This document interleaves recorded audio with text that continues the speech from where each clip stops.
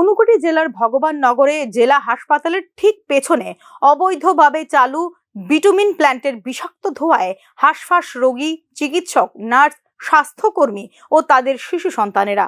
বিটুমিনের কালো ধোঁয়ায় ঢেকে যায় গোটা এলাকা। শ্বাসরুদ্ধকর পরিস্থিতির শিকার হয় শিশুরাও বলে জানিয়েছেন হাসপাতালের কর্তব্যরত আবাসিক সেবিকা। সকাল সকাল উঠেই আমাদের এত সাফোকেশনে ভুগতে হচ্ছে, আমাদের বাচ্চাদেরও শ্বাসকষ্ট হয়ে যাচ্ছে, যার ফলে আমরা শরীর খারাপ হয়, মাঝে মধ্যেই খারাপ বোধ করি বা পরিষেবা দিতে আমাদের কষ্ট হয়ে দাঁড়ায়। ঘরে যাওয়ার পরেও মাথাটা বিগড়ে যায়, কারণ এরকম একটা অন্ধকারাচ্ছন্ন পরিবেশ, শ্বাসকষ্ট হচ্ছে। দরজা জানলা খোলা তো দূর হস্ত, আমরা দরজা জানলা বন্ধ থাকা অবস্থায় ঘুমন্ত অবস্থাতেই শুনতে পাই এই গন্ধগুলো, এবং বাইরে বেরোনো কষ্টকর হচ্ছে। বাচ্চারা বিকেলবেলা বাইরে খেলতো, এখন এটাও আমরা বাধ্য হয়ে বন্ধ করে দিতে হয়েছে, কারণ এই কালো ধোঁয়ার মধ্যে ওদের শ্বাসকষ্ট হয়ে যায়। অনেক বাচ্চাদেরই বমির ভাব হচ্ছে বা মাথা ঝিমঝিম করছে, তো যার ফলে আমরা বাচ্চাদেরকে ঘরবন্দি করে রাখতে হচ্ছে।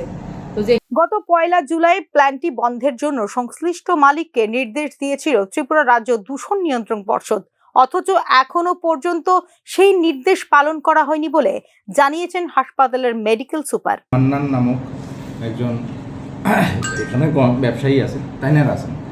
এখন তাইনের এগেনস্টে আমরা আগেও অনেকবার ডিএম স্যারের কাছে গেছি, কিন্তু আগের যে ডিএম স্যার আসলো তাইনের কাছ থেকে গেছিলাম, তো তাইনের তখনও কোনো অ্যাকশন এটার বিরুদ্ধে সেরকম হয়েছে না।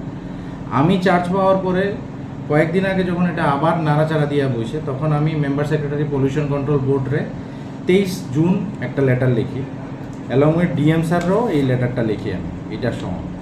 তো 23 জুনে যখন লেটারটা লেখা হয়েছে, এরপরে পলিউশন কন্ট্রোল বোর্ড নৈরাচৈরা বইরা তারা ক্লোজার অর্ডার একটা তার এগেনস্টে বানাইছে, যার যে হট মিক্স প্ল্যান্টার এগেনস্টে বানাইছে। তো এটার সাইনিং হয়েছে 1/7/2025।